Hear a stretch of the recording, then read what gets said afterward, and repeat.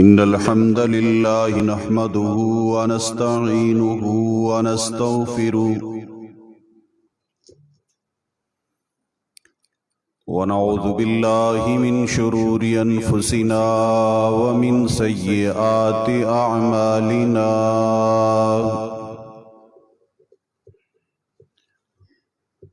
من يهده الله فلا مضل له ومن يضلل فلا هادي له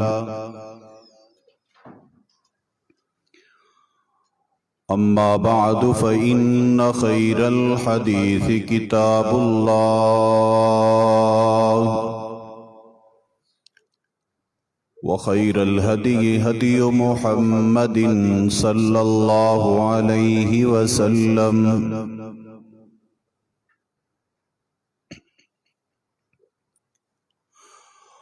وشر الأمور محدثاتها وكل محدثة بدعة وكل بدعة ضلالة وكل ضلالة في النار. قال الله تبارك وتعالى في كلامه المجيد: أعوذ بالله السميع العليم من الشيطان الرجيم. بسم الله الرحمن الرحيم.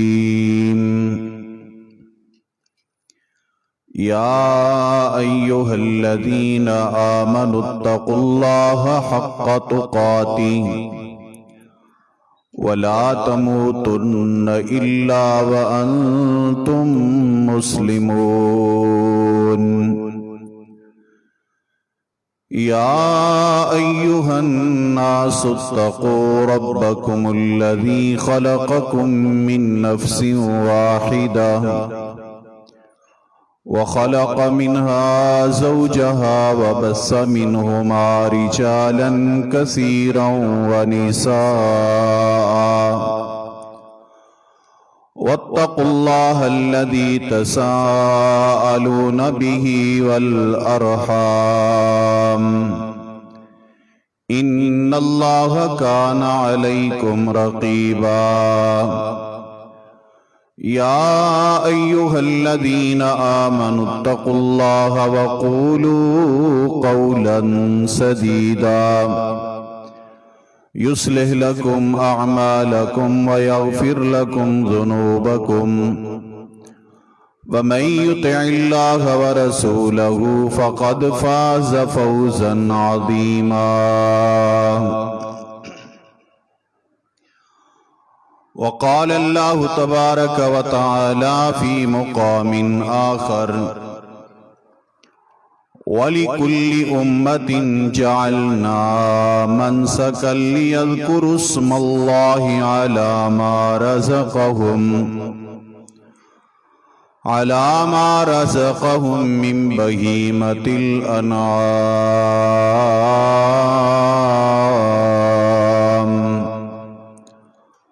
اللهم صل على محمد وعلى آل محمد كما صليت على إبراهيم وعلى آل إبراهيم إنك حميد مجيد. اللهم بارك على محمد وعلى آل محمد كما باركت على إبراهيم وعلى آل إبراهيم إنك حميد مجيد. رب اشرح لي صدري ويسر لي أمري واحلل عقدة من لساني يفقهوا قولي. رب زدني علما رب زدني علما اللهم رب زدني علما. انتہائی واجب الاحترام بزرگوں، بھائیوں، پردہ نشین ماؤں، بہنوں اور بیٹیوں، انتہائی پاکیزہ اور مقدس ایام میں ہم سانس لے رہے ہیں، جن دنوں میں اللہ رب ذوالجلال کی عبادات میں سب سے مشقت والی عبادت حج کا سلسلہ بھی جاری ہے، اور اس کے ساتھ ساتھ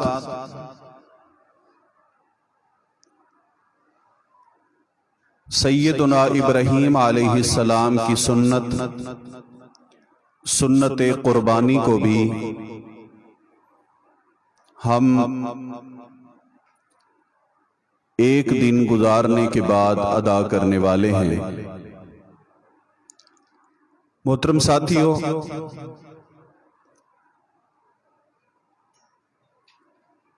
اکثر و بیشتر مسلمان اس قربانی والی سعادت کو، سنت کو ادا کرنے کی بھرپور کوشش کرتے ہیں، اور ان کی یہ خواہش ہوتی ہے کہ میں ویسے ہی قربانی اپنے اللہ کی بارگاہ میں پیش کروں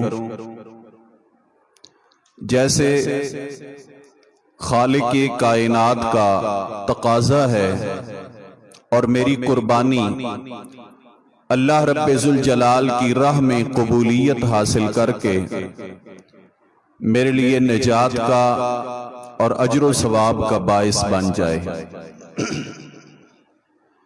اس لیے قربانی کے اس موقع پر قربانی کے متعلق کچھ احکام اور کچھ مسائل آج کے خطبہ جمعہ میں ان پر ہم غور کریں گے۔ اللہ خالق کائنات نے جس پیغمبر کی سنت کو زندہ رکھتے ہوئے قربانی کا حکم دیا، اس قربانی اور اس پیغمبر کے اندر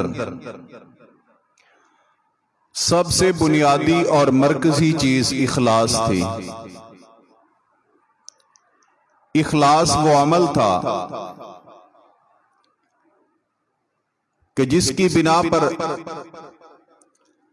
سیدنا ابراہیم علیہ السلام نے اپنی قربانی پر چھری تو نہیں چلائی، لیکن رب نے فرما دیا وَنَادَيْنَاهُ أَن يَا إِبْرَاهِيمُ قَدْ صَدَّقْتَ الرُّؤْيَا۔ رب فرماتا ہے میں نے صدا دی ہے ابراہیم، آپ نے اپنے خواب کو سچ کر دکھایا ہے، آپ کا خواب سچ ہو گیا ہے۔ اور خواب سچ ہونے کا مقصد یہ تھا، حالانکہ ذبح تو نہیں کیا اپنے بیٹے کو، لیکن مقصد یہ تھا کہ اے ابراہیم، جو رب کا حکم تھا اپنے بیٹے کی گردن پہ چھری چلانے کا، آپ اس کے لیے 100% تیار ہو گئے ہیں۔ اللہ تبارک و تعالی نے نہ تو انسان کے مال کی ضرورت ہے میرے اللہ کو، نہ ہی میرا اللہ انسان کی خوبصورتی کو دیکھتا ہے، وَلَٰكِن يَنَالُهُ التَّقْوَىٰ مِنْكُمْ۔ اللہ رب ذوالجلال کے ہاں تو مطلوب ہے تقوی، انسان کے دل میں اپنے رب کا ڈر کتنا ہے، اخلاص کتنا ہے، خوف کتنا ہے، اس چیز کو میرا اللہ دیکھتا ہے۔ اور اسی چیز کو دیکھتے ہوئے اللہ تبارک و تعالی نے اپنے پیغمبر جناب ابراہیم علیہ السلام کو فرما دیا کہ آپ کا خواب سچ ہو گیا۔ اس لیے سب سے پہلی چیز ہماری قربانیوں میں جو بنیاد ہے وہ یہ ہے کہ قربانی کے اندر اخلاص ہو، کہ میرا یہ عمل اس کا ایک ہی مقصد ہے کہ میرا اللہ راضی ہو جائے، میرا رب راضی ہو، اس کے علاوہ میرا اور کوئی مقصد نہیں ہے۔ میرے واجب الاحترام ساتھیو، اللہ خالق ارض و سما نے اسی مقصد کی خاطر اپنے پیغمبر جناب محمد مصطفیٰ صلی اللہ علیہ وآلہ وسلم کو فرمایا کہ اے میرے حبیب کائنات صلی اللہ علیہ وسلم، انا اغنى الشرکاء عن الشرک۔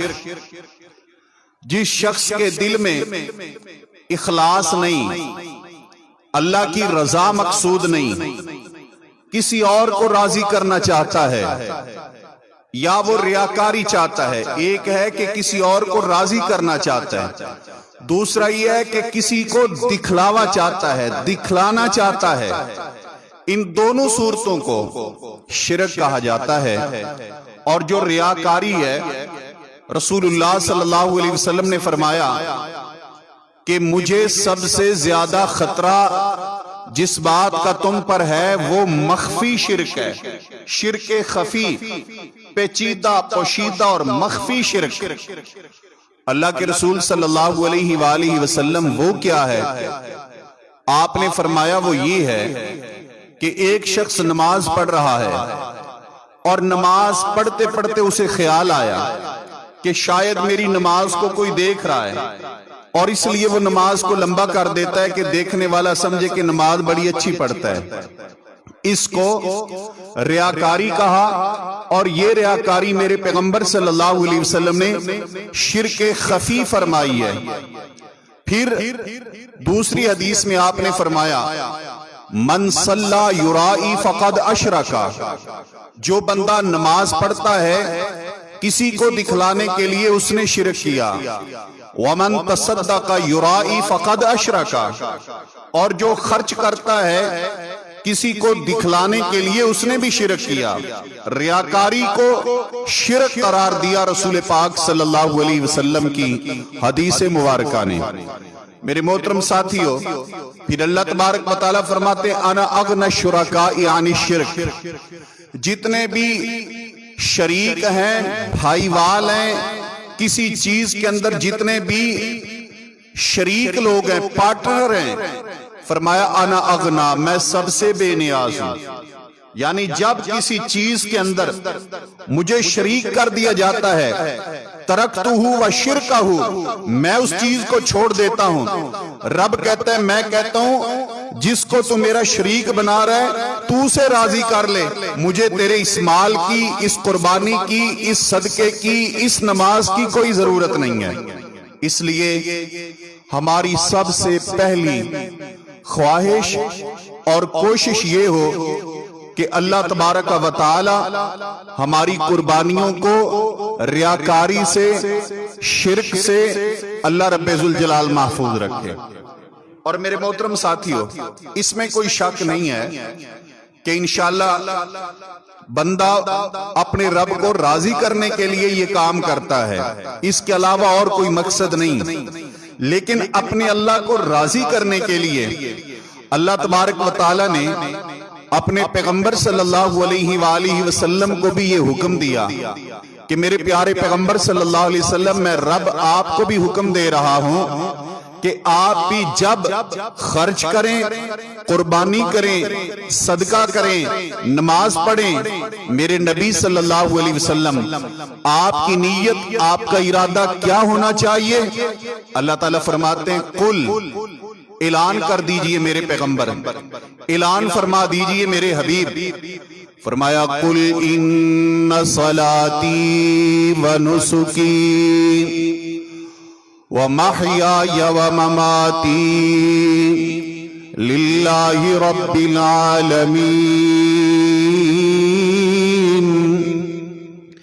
اے میرے پیارے حبیب صلی اللہ علیہ وآلہ وسلم، آپ اعلان کر دیجئے بے شک میری نماز و نسکی اور میری قربانی، و محیای و مماتی اور میری زندگی اور میری موت، للہ رب العالمین،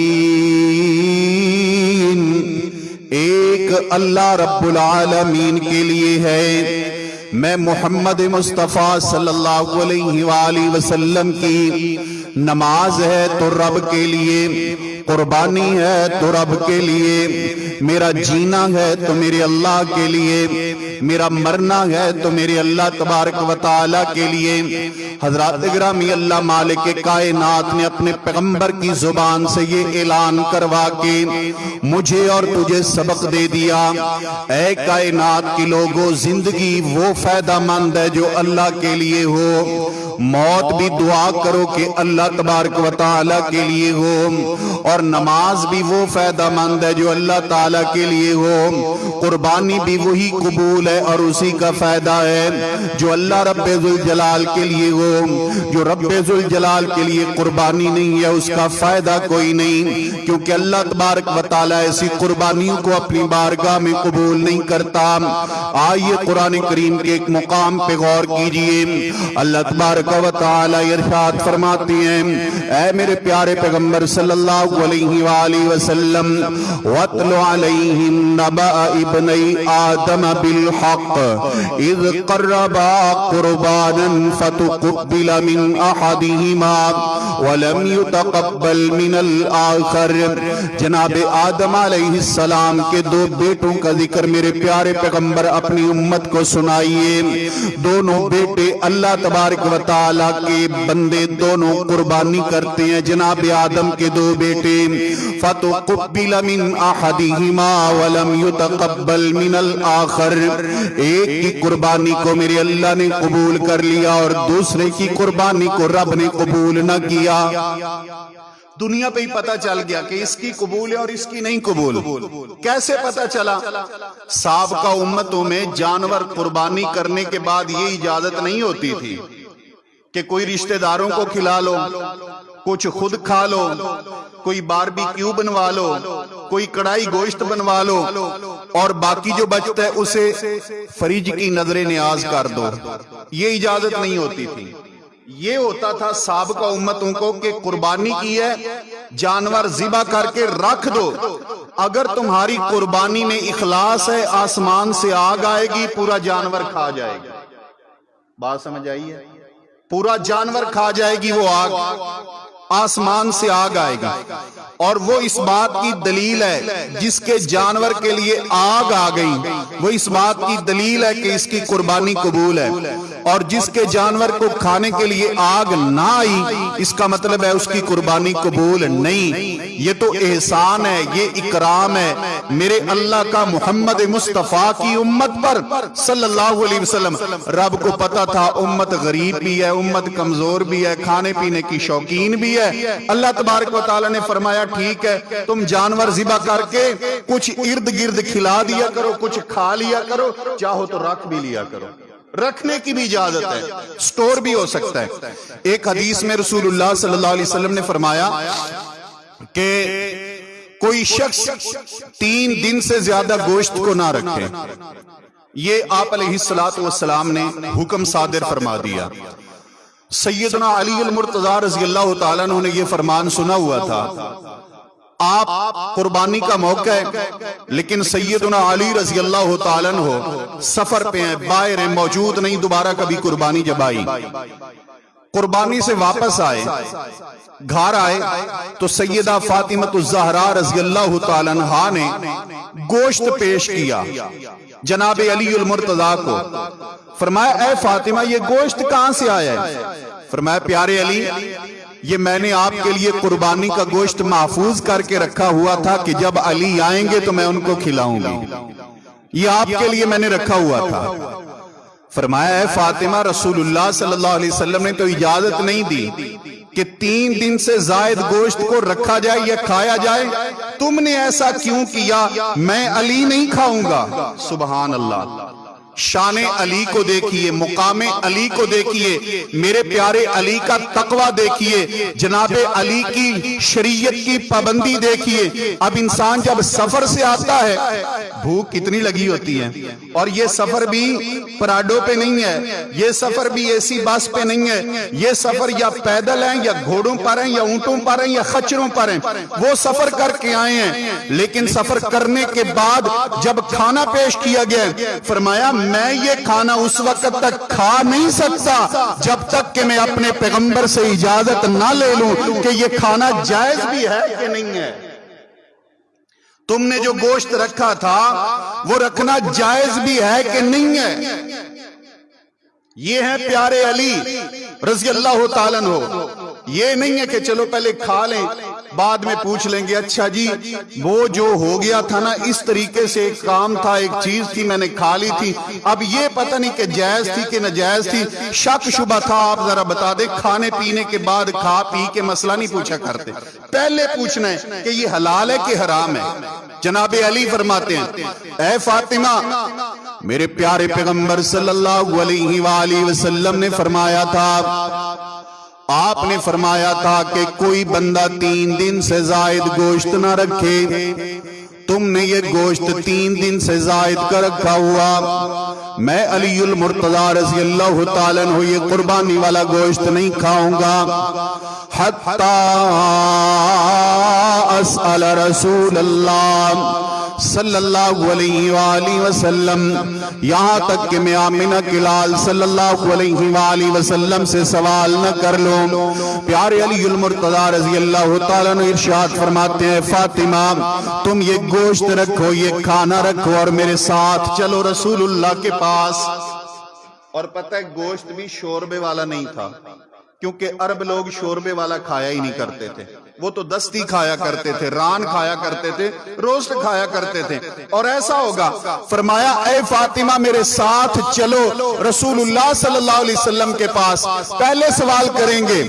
میرے پیارے پیغمبر صلی اللہ علیہ وآلہ وسلم کے پاس آگئے، سیدہ فاطمہ الزہرا رضی اللہ تعالیٰ عنہ فرماتی ہیں اللہ کے پیغمبر صلی اللہ علیہ وسلم اس بار قربانی کے موقع پر میرے سرتاج علی المرتضی رضی اللہ تعالیٰ عنہ گھر کے اندر موجود نہیں تھے۔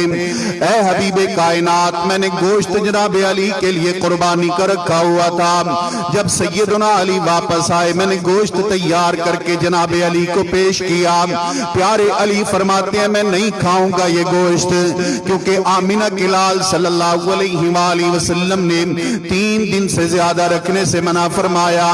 میرے پیارے پیغمبر صلی اللہ علیہ وسلم فرماتے ہیں اے میرے پیارے علی میں نے واقعی منع کیا تھا، لیکن میں نے منع تب کیا تھا جب کچھ مسافر لوگ، غریب لوگ مدینہ کے اندر پڑاؤ کیے ہوئے تھے، کوئی یہ جھگیوں والے لوگ مدینہ میں آ کے ڈیرے ڈالے ہوئے تھے کہیں سے مسافر بندے، تو میں نے دیکھا کہ قربانی کے موقع پر یہ مسافر لوگ آئے ہوئے، شاید کہ یہ قربانیاں نہ کر سکے، ان کے پاس قربانی کی گنجائش یا سہولت نہ ہو۔ میرے پیارے مدینے والے صحابہ کرام قربانیاں کر کے بجائے اس کے کہ خود سٹور کر لیں یا محفوظ کر لیں، میں نے منع کر دیا تھا کہ وہ یہ سمجھے کہ 3 دن سے جو بچے گا ہمارے ہاں تو وہ ضائع ہو جائے گا، لہذا ان کو دے دیا جائے۔ نبی پاک صلی اللہ علیہ وسلم نے فرمایا اس پیرائے میں نے بات کی تھی اے علی المرتضی اس سال تو وہ لوگ موجود نہیں تھے، اب میں محمد مصطفیٰ صلی اللہ علیہ وآلہ وسلم کی اجازت ہے کہ کل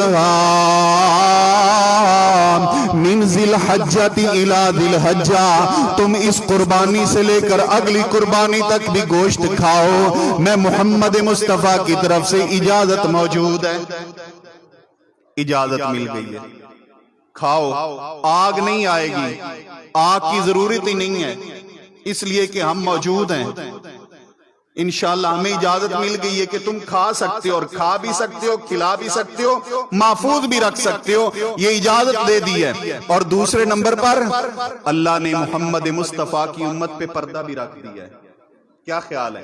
پردہ بھی رکھ دیا ہے۔ اگر آگ نہ آتی راز کھل جاتا کہ پتہ نہیں اس کی نیت ٹھیک نہیں تھی یا مال ٹھیک نہیں تھا یا طریقہ ٹھیک نہیں تھا، کیا مسئلہ تھا، اللہ تبارک و تعالی نے آگ نہ بھیج کر میرے محمد کی امت پہ پردہ بھی ڈال دیا ہے، پردے بھی رکھ دیے۔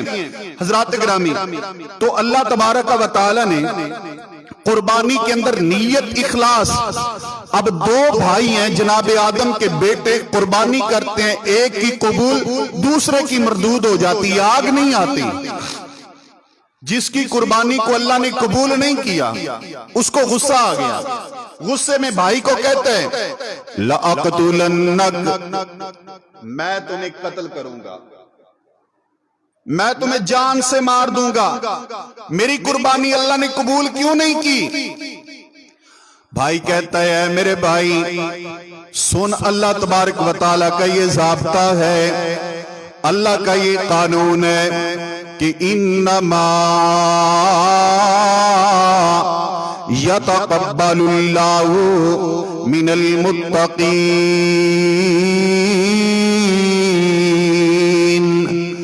اللہ اس بندے کی قربانی کو قبول کرتا ہے جس کے دل میں اللہ کا ڈر ہوتا ہے، جس کے دل میں اخلاص ہوتا ہے، جو اپنے رب کی خاطر بندگی و عبادت کرتا ہے، اللہ اس کی قربانیوں کو قبول کرتا ہے۔ اور یہ بھی سن لے لَإِن بَسَطْتَ إِلَيَّ يَدَكَ لِتَقْتُلَنِي مَا أَنَا بِبَاسِطٍ يَدِيَ إِلَيْكَ لِيَقْتُلَكَ إِنِّي أَخَافُ اللَّهَ رَبَّ الْعَالَمِينَ، اگر تم مجھے قتل کرنا چاہو گے تو میں جواب میں اپنا ہاتھ بھی نہیں اٹھاؤں گا، کیونکہ مجھے تو آپ سے لڑتے ہوئے اپنے رب سے خوف آتا ہے، رب سے ڈر لگتا ہے۔ حضرات گرامی، جو اپنے معاملات کو اللہ کے سپرد کر دیتا ہے وہی اللہ کے ہاں متقی پرہیزگار بندہ ہوتا ہے۔ حضرات آئیے غور کیجیے، اللہ تبارک و تعالی بندے کی قربانی میں اس کے اخلاص کو، اس کی نیت کو دیکھتا ہے۔ قربانی ہونی چاہیے اللہ تبارک و تعالیٰ کے لیے، اس لیے تو مالک کے کائنات نے قرآن کریم میں اپنے پیغمبر کو اعلان فرما دیا، فرمایا اِنَّا أَعْطَيْنَاكَ الْكَوْثَرَ فَصَلِّ لِرَبِّكَ وَانْحَرْ، اے میرے پیارے پیغمبر صلی اللہ علیہ وسلم، ہم نے آپ کو خیر کثیر عطا فرمائی، ہم نے آپ کو تمام انبیاء میں سب سے زیادہ امت عطا فرمائی، ہم نے آپ کو حوض کوثر کا مالک بنا دیا، اے پیارے پیغمبر فَصَلِّ لِرَبِّكَ وَانْحَرْ، اپنے رب کے لیے نماز بھی پڑھ اور اپنے رب کے لیے قربانی بھی کر۔ اس آیت کریمہ میں اللہ تبارک و تعالیٰ نے دو باتیں بتا دی، ایک تو یہ کہ نماز اور قربانی اللہ کے لیے، اور دوسرا اللہ نے پہلے فرمایا میرے نبی میں نے تم پر ایک احسان کیا ہے، ایک احسان آپ کو حوض کوثر دی ہے، اب اس احسان کا شکر کیسے کرنا ہے؟ فَصَلِّ لِرَبِّكَ وَانْحَرْ، نوافل بھی پڑھو، اپنے رب کی نماز بھی پڑھو اور قربانی بھی کرو۔ کیا مطلب ہے کہ اللہ تعالیٰ نے اگر آپ پر نعمت کی ہے، انعام کیا ہے، نوازا ہے، تو اس نعمت اور انعام کا تقاضا یہ ہے کہ رب کی راہ میں قربانی کرو، قربانی کرو۔ حضرات گرامی، پھر قربانی کے لیے اللہ تعالیٰ نے جانور بھی متعین کر دیے، مختص کر دیے، جن جانوروں کی قربانی کرنی ہے۔ اللہ تعالیٰ ارشاد فرماتے ہیں، فرمایا وَلِكُلِّ أُمَّةٍ جَعَلْنَا مَنْسَكًا، ہم نے ہر امت کے لیے قربانی کو متعین کر دیا، لِيَذْكُرُوا اسْمَ اللَّهِ تَعَالَى لِيَذْكُرُوا اسْمَ اللَّهِ عَلَى مَا رَزَقَهُم مِّن بَهِيمَةِ الْأَنْعَامِ، تاکہ وہ اللہ تعالیٰ کا نام لیں ان جانوروں پر جن کو اللہ تبارک و تعالیٰ نے بطور رزق کے ان امتوں کو عطا فرمایا، لوگوں کو عطا فرمایا، مِّن بَهِيمَةِ الْأَنْعَامِ، چوپائے جانور، چوپائے جانور، پالتو جانور، بہیمت الانعام، بہیمت الانعام جانوروں کی قربانی ہے۔ حلال تو بڑے جانور ہیں، گوشت لذیذ تو بڑے بڑے جانوروں کا ہے، لیکن اللہ تبارک و تعالیٰ نے جن کی قربانی کا تذکرہ کیا ہے ان کا نام میرے رب نے فرمایا ہے بہیمت الانعام، بہیمت الانعام، چوپائے جانور۔ اور وہ کون ہے؟ وہ 8 قسمیں اللہ تعالیٰ نے قرآن کریم میں بیان کر دی ہیں، 8۔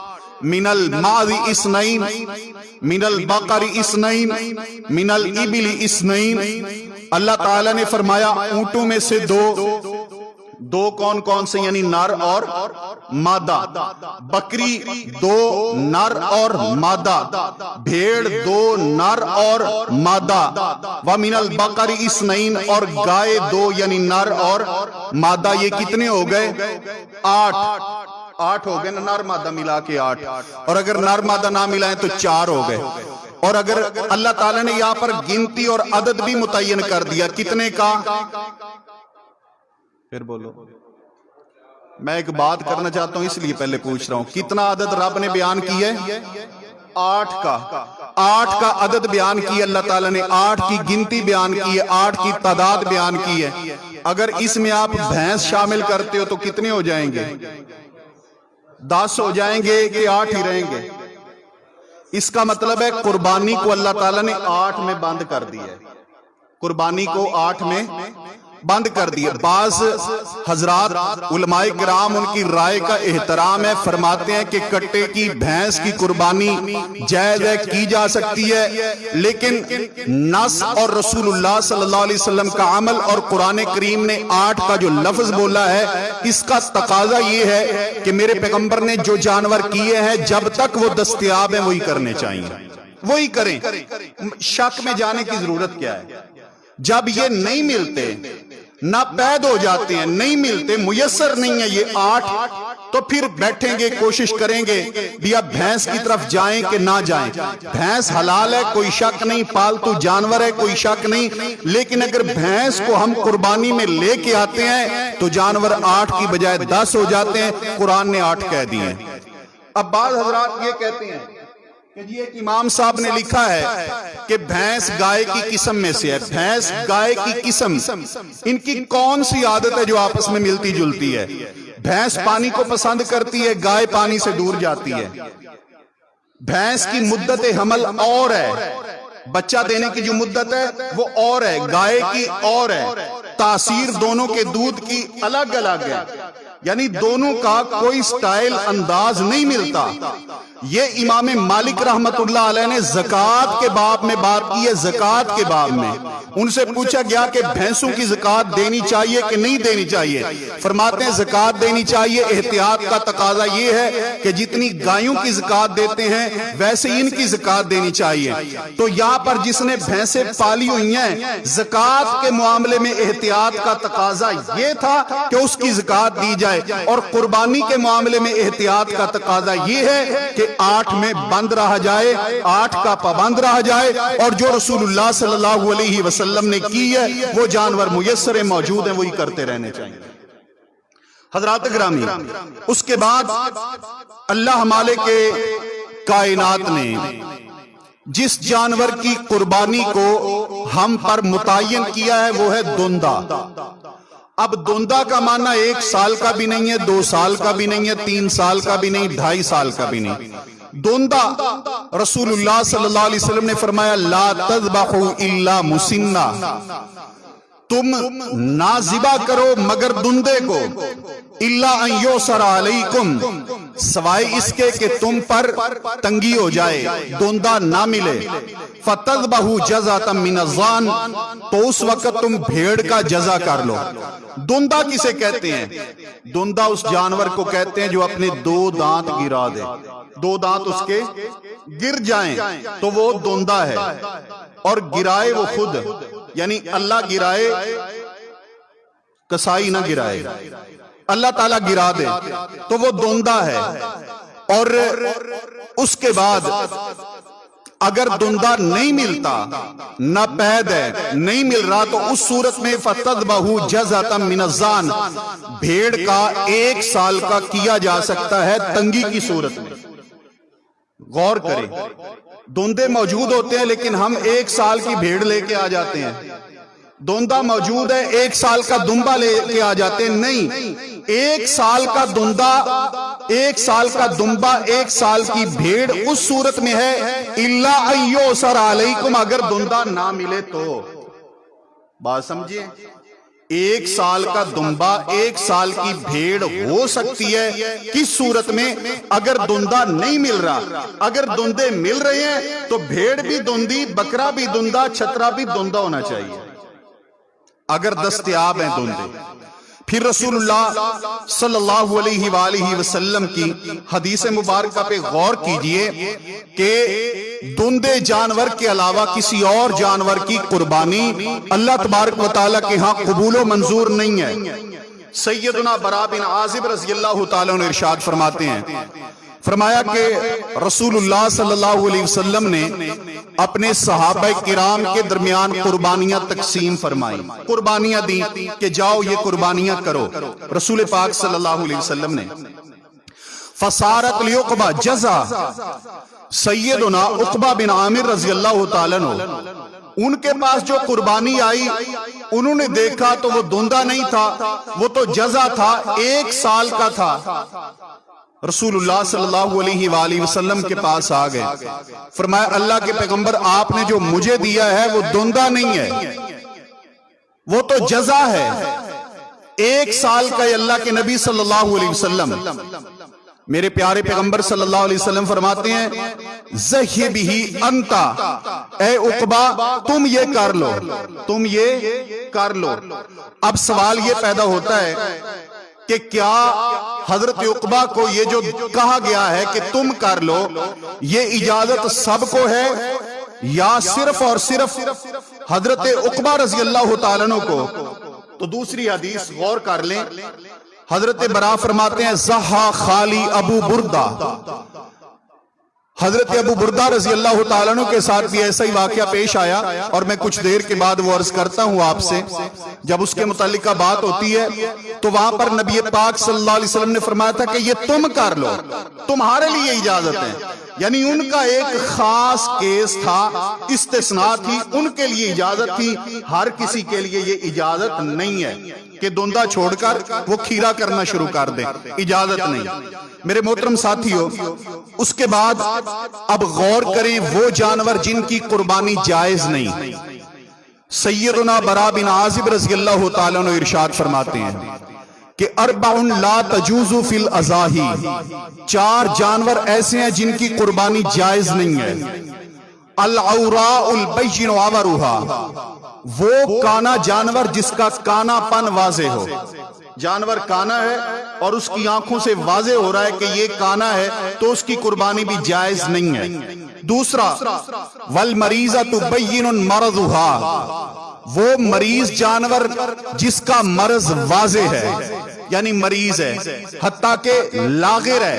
آپ صلی اللہ علیہ وسلم نے فرمایا والمریضۃ التی لا تنقی، وہ مریض جانور جس کے اندر مخی نہیں ہے، یعنی مرض کی وجہ سے، بیماری کی وجہ سے لاغری ہے، کمزوری ہے، اس جانور کے متعلق بھی رسول اللہ صلی اللہ علیہ وآلہ وسلم نے فرمایا کہ اس کی قربانی جائز نہیں۔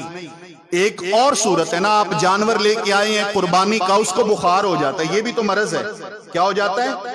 بخار، لیکن اس کی قربانی میں کوئی حرج نہیں ہے، وہ قربانی کی جا سکتی ہے۔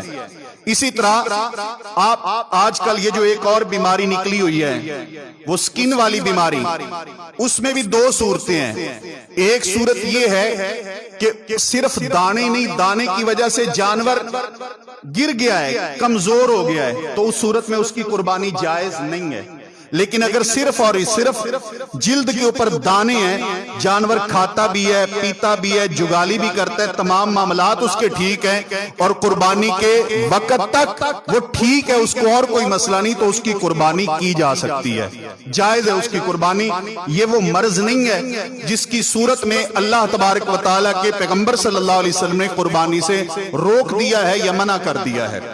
چوتھا تیسرا رسول اللہ صلی اللہ علیہ وسلم نے فرمایا والعرجاء بین ضلعها، وہ جانور جو لنگڑا ہے اور اس کا لنگڑا پن واضح ہے کہ یہ لنگڑا جانور ہے، لنگڑے کی بھی قربانی جائز نہیں۔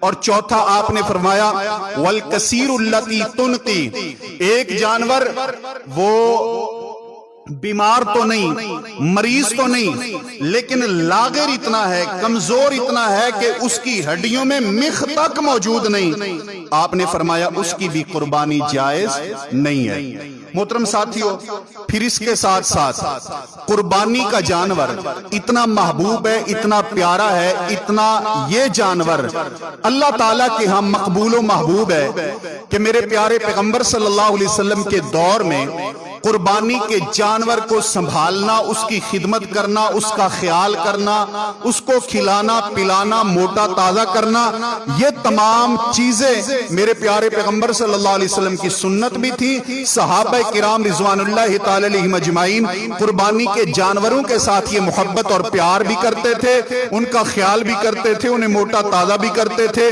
ان کی خدمت کرتے تھے۔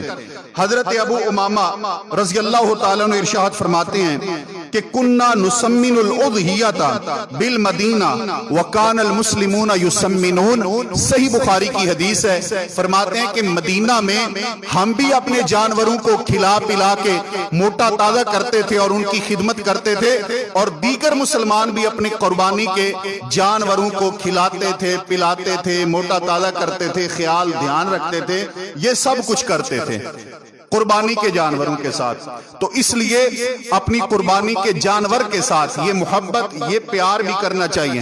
میں آج کل سوشل میڈیا پہ ایک بڑی عجیب و غریب بات پڑھ رہا ہوں، اور یہ در حقیقت پتہ نہیں یہ کہاں سے سازش ہو رہی ہے کہ جو ہمیں قربانی کے جانوروں سے اتنا متنفر کر رہی ہے اور دور لے کے جا رہی ہے۔ کئی لوگ جو جانور بیچنے والے ہیں نا، اپنے فارم ہاؤس والے، وہ پوسٹ کے ساتھ ساتھ یہ بھی کہتے ہیں کہ چاند رات تک سنبھالنے کی بھی سہولت موجود ہے۔ چاند رات تک ہم جانور کو سنبھالنے کی سہولت بھی دیتے ہیں۔ یعنی ایک مسلمان ہو کیا گیا ہے، کیوں تو قربانی کے جانور سے اتنی دوری اختیار کر رہا ہے کہ بس جب میرا کھانے کا ٹائم آئے گا نا، میں تجھے لے آؤں گا، پہلے میری نظروں سے دوری رہنا ہے۔ کہتے ہیں جی بس جو ہے نا پریشانیاں ہیں، پرابلمز ہیں، یہ ہیں وہ ہیں۔ میرا سوال یہ ہے کہ لوگ گھروں کے اندر، شہروں کے اندر کتا رکھ لیتے ہیں، پتہ ہے آپ کو؟ ایسے ہے، اس سے محبت بھی کرتے ہیں، پیار بھی کرتے ہیں، بلکہ کئی لوگوں کے تو بیڈ روم تک بھی وہ آ جاتا ہے، جو ایک حرام جانور ہے، اور اس سے اتنی محبتیں کیوں؟ اس لیے کہ ہم نے گورے کو دیکھا، ہم نے غیر مسلم کو دیکھا، ہم نے کافر کو دیکھا، جس کو ہم فالو کرتے ہیں کہ وہ کتے سے محبت کرتا ہے، تو اب کتا ساتھ ساتھ ہوتا ہے۔ اور یہ جانور جو حلال ہیں، ان کی گوبر سے بھی اور ان کے کھڑے ہونے سے بھی ہمیں نفرت اور کراہت ہونے لگتی ہے۔ نہیں، یاد رکھیے میرے پیغمبر صلی اللہ علیہ وسلم کے صحابہ کی یہ حدیث بتاتی ہے کہ صحابہ کرام مدینہ کے اندر، بھلا مدینے سے پیارا شہر اور کون سا ہو سکتا ہے، مدینہ کے اندر جانوروں کو رکھتے بھی تھے، ان سے پیار بھی کرتے تھے، ان کا خیال بھی رکھتے تھے، انہیں موٹا تازہ بھی کرتے تھے۔ تو یہ جو حلال جانوروں والی محبت ہے، یہ برائے مہربانی کتے کی طرف نہیں جانی چاہیے، یہ انہی جانوروں تک رہنی چاہیے جن جانوروں سے محبت میرے پیغمبر اور صحابہ کی سنت تھی۔ حضرات گرامی، اس کے بعد ایک جانور میں کتنے حصے ہو سکتے ہیں؟ اونٹ کے اندر 10 حصے، گائے کے اندر 7 حصے۔ اب یہاں پر کچھ چیزیں انسان کو لوگوں کی باتیں سن کے سمجھ آتی ہیں۔ پوچھتے ہیں کہ یہ بتائیں جی، یہ جانور چھوٹا ہے، یہ بڑا ہے، یہ 7 حصوں والا ہے کہ 5 والا ہے؟ بات سمجھے ہیں؟ یہ سوال کبھی آپ کے سامنے آیا ہے کہ یہ 7 والا ہے کہ یہ 5 والا ہے؟ جو گائے ہے، جو اونٹ ہے، یہ تمام جانور، میں تو یہ کہتا ہوں گائے 1 کلو کی بھی ہونا تو حصے 7 ہو سکتے ہیں۔ ہو گائے 1 کلو کی بھی ہوگی نہیں، مثال کے طور پہ کہہ رہا ہوں، یعنی گائے کے اندر 7 حصے ہیں۔ وزن کا کوئی لینا دینا نہیں ہے اس بات سے کہ اتنے وزن والا ہے تو 7 ہوں گے، اتنے والا ہے تو 5 ہوں گے، اتنے والا ہے تو 3 ہوں گے۔ نہیں، گائے کے اندر 7 حصے ہو سکتے ہیں، بھلے اس کا جتنا بھی وزن ہو۔ اونٹ کے اندر 7 حصے ہو سکتے ہیں، 10 بھی ہو سکتے ہیں۔ اونٹ کے اندر 10 بھی رسول اللہ صلی اللہ علیہ وسلم سے ثابت ہیں۔ محترم ساتھیو، اسی طرح پھر جو انسان اللہ تعالیٰ اگر وسعت دے، طاقت دے، تو وہ اس سے زیادہ بھی کر سکتا ہے، اس کی اپنی ثواب دید ہے۔ وگرنہ ہر گھر والوں پر ایک بکری یا بڑے جانور میں 1 حصہ ہر گھر والوں پر، یہ سنت مؤکدہ ہے، اسے کرنا چاہیے۔ رسول اللہ صلی اللہ علیہ وسلم مدینہ میں آپ 10 سال تک رہے۔ صحابہ کرام فرماتے ہیں کہ ہمارے پیغمبر صلی اللہ علیہ وسلم ہر سال قربانی کرتے رہے، البتہ اگر کبھی اللہ زیادہ دے، وسعت دے، تو میرے پیغمبر نے اتنی بھی کی ہیں کہ آپ حجۃ الوداع کے موقع پر سیدنا علی رضی اللہ تعالیٰ عنہ یمن سے نبی پاک صلی اللہ علیہ وسلم کی قربانی کے لیے 100 اونٹ لے کر آئے، 100 اونٹ میرے پیارے پیغمبر کے لیے لے کے آئے، تو نبی پاک صلی اللہ علیہ وسلم نے نہر سلاسم و ستین، میرے پیارے پیغمبر نے 63 اپنے ہاتھ سے کیے اور باقی 37 جناب علی کو فرمایا یہ تم ذبح کرو، تم اپنے ہاتھ سے کرو، اور 63 نبی پاک صلی اللہ علیہ وسلم نے اپنے ہاتھ سے ذبح کیے۔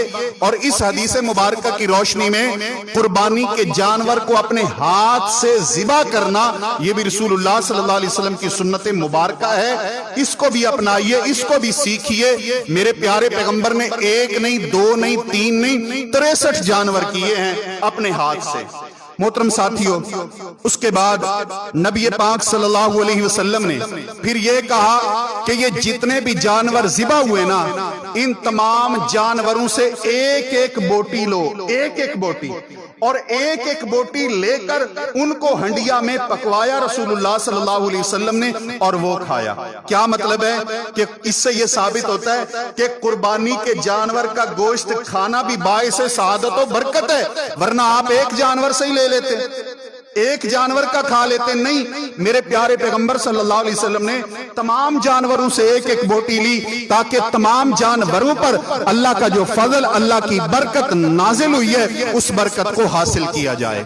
میرے محترم ساتھیوں، قربانی کا وقت ہے نماز عید کے بعد۔ نماز عید سے پہلے جو شخص جانور کو ذبح کر دیتا ہے قربانی نہیں ہے۔ میرے پیارے پیغمبر صلی اللہ علیہ وسلم نے عید کے فوری بعد لوگوں کی قربانیوں کا گوشت دیکھا تو نبی پاک صلی اللہ علیہ وسلم نے فرمایا من کان ذبح قبل ان یصلی فلیذبح مکانہا اخری، جو بندہ نماز عید سے پہلے ذبح کر چکا ہے وہ اور جانور کرے، وہ اور کرے، وہ قربانی نہیں ہے، اسے اور کرنا ہوگا۔ تو حضرت ابو بردہ رضی اللہ تعالیٰ عنہ وہ کہنے لگے اللہ کے نبی صلی اللہ علیہ وسلم، میری یہ خواہش تھی کہ لوگوں کے منہ میں سب سے پہلے میری قربانی کا نوالا پہنچے، لیکن اللہ کے نبی صلی اللہ علیہ وسلم اس تڑپ سے، اس خواہش سے میں نے قربانی کے جانور کو نماز سے پہلے ہی ذبح کر دیا۔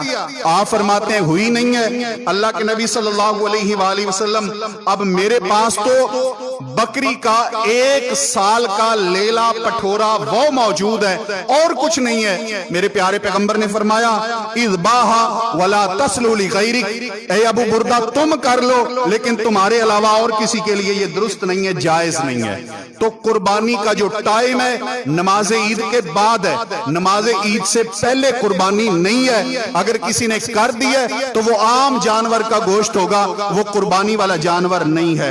اس کے بعد قصاب حضرات اجرت میں ان کو کھال نہیں دے سکتے، کھال آپ اپنے زیر استعمال لانا چاہیں آپ کی مرضی ہے، یا پھر دینی اداروں کو دیجئے، اور یہاں پر بھی انشاءاللہ کھالیں جمع کرنے کا انتظام موجود ہوگا، آپ یہاں پہنچا سکتے ہیں، رابطہ کر سکتے ہیں، بچے موجود ہوں گے وہ آپ سے وصول کر سکتے ہیں، لیکن آپ اس کو بیچ نہیں سکتے، یا بیچیں گے بھی تو قیمت اس کی صدقہ کریں گے، قصاب کو نہیں دے سکتے۔